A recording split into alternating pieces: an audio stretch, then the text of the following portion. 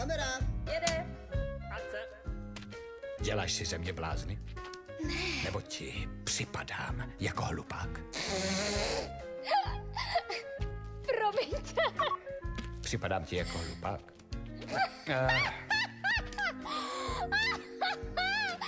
Už můžu, ne, můžeme znova, v pohodě. Připadám ti jako hlupák? Jo!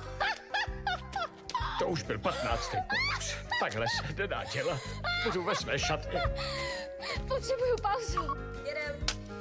To víš, Pliku zlato, nechystáme se...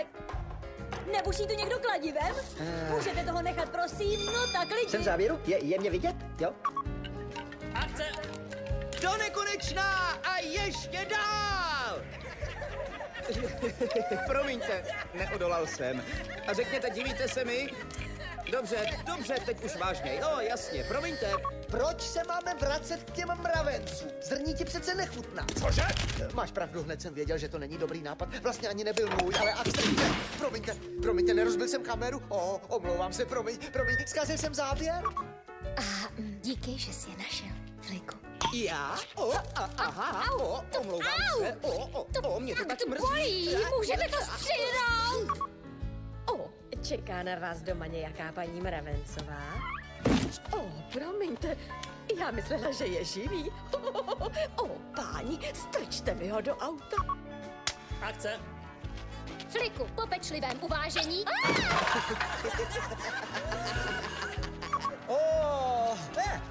Mý oko!